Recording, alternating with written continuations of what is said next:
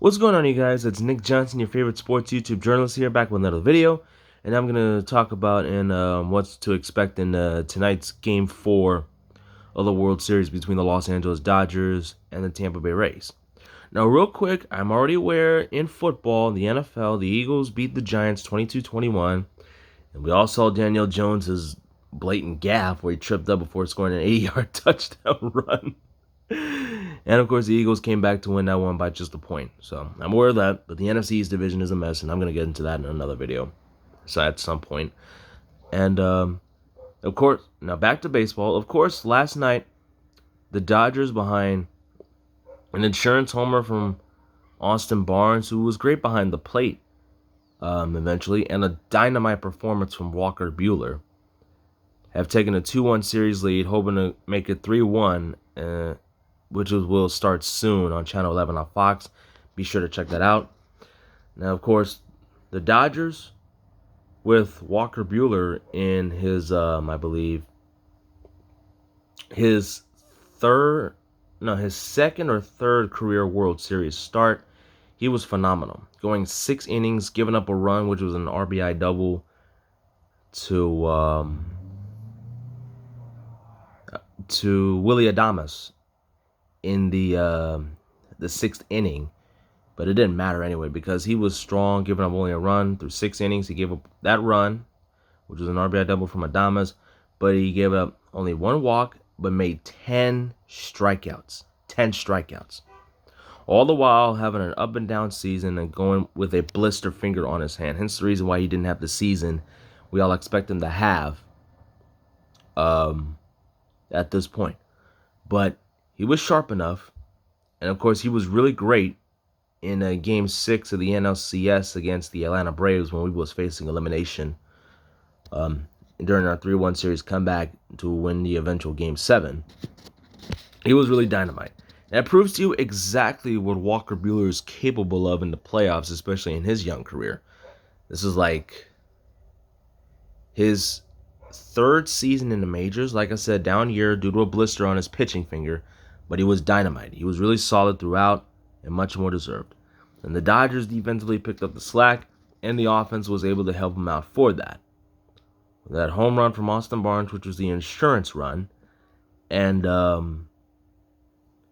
doubles and singles here and there from Mookie Betts, and a home run from Justin Turner as well.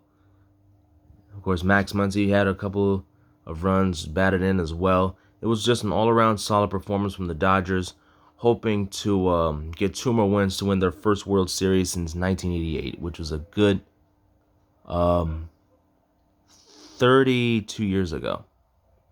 Now, if they don't win this series, which I'm hoping that is not the case as a Dodger fan myself, then it'll go on to 32. Now, of course, we all remember 1988 was the year of Orel Hershiser's dominance. And, of course, the legendary Kirk Gibson home run in which he had hit that walk-off pinch hit homer in the bottom of the 9th in Game 1 of that series against the Oakland Athletics at Dodger Stadium on 2 bad legs. And the Dodgers were able to win that series in 5 games. Now,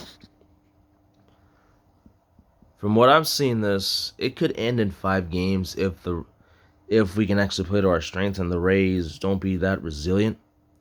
Then the Dodgers have a shot.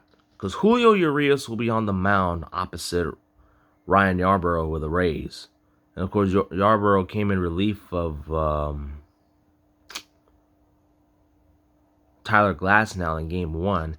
And after Glasnow got rocked, and Yarbrough got rocked himself. So, I think this will be a bullpen game on behalf of the Rays, as the Dodgers had their own bullpen game in Game 2. And it just wasn't that effective because we trailed big and attempted a comeback, but it was like too late at that point.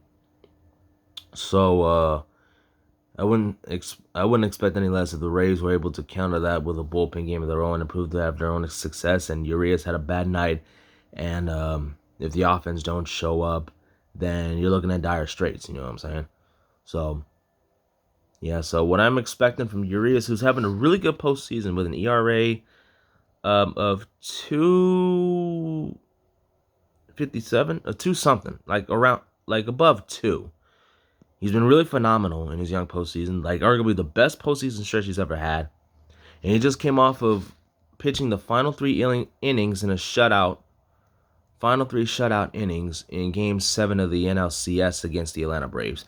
And he was really sharp in Game 3 of that series, when the Braves were the home team, in which the Dodgers scored an postseason franchise record 11 runs in the first inning of that game. So he's been really lights out this postseason, and he's been really effective. So in his first ever World Series start, I'm really curious to see exactly what he can bring to the table later in just about almost like another hour after this video ends. I'm really interested to see what he brings. And hopefully the offense can back him up as they should have. I mean, because you have Mookie Betts, the perennial candidate for league MVP, his first ever award in the National League, because he was already American League MVP a couple years ago when the Boston Red Sox were the best team in the majors and won the World Series against the Dodgers, above all people. And he was the American League MVP for that season. And it wouldn't be surprised if he wins another MVP award, this time in the National League. You know? And of course, it wasn't the first time that a guy who was already won MVP in his prime gets shipped out, like traded or signed to another league. For example, like a couple years ago with Giancarlo Stanton, in his final year with the Miami Marlins, won National League MVP after like batting in 59 home runs, like one shy of 60, which many people expected him to. But he got 59 homers, won National League MVP as a result, and that ensuing offseason, he gets traded in a blockbuster deal to the New York Yankees as part of the Marlins fire sale that saw him trade away Giancarlo and trade away Christian Yelich and Marcell Ozuna all afterwards to Milwaukee and St. Louis, respectively. Of course, this won't be the first time this happened. And as we all know, the Dodgers, who have known for having their postseason failures in the last several years, especially the last 2 or 3 under Dave Roberts, they have a chance to redeem themselves, And if the Dodgers manage to win tonight to get a 3-1 series lead, then you're going to see Clayton Kershaw, who is going to get the start in Game 5 regardless, clinch it out to help the Dodgers end their long World Series drought, because it's been a long 31, 32 years since they last won it, as we all remember. And as a millennial, I'm a 96 kid. I'm tired of hearing of stories of the 88 season. I'm tired of watching the highlights. I'm tired of watching of what could have been since then. And I'm just hope that they can back it up just to get it done tonight and tomorrow, potentially. But if the Rays manage somehow to pull it off, then you're looking at a whole different outcome. So if the Rays win tonight to even the series, then you'll have Game 6 on Tuesday. They're going to get a day off Monday. Both teams will get a day off Monday, and then we'll have potentially final 2 games on Tuesday and Wednesday at the same time on the same channel. So I'm expecting the Rays to pull off all the stops to get back in the series, but then again, I expect the Dodgers to continue their dominance in this series as they have been this so far in this stretch in the postseason.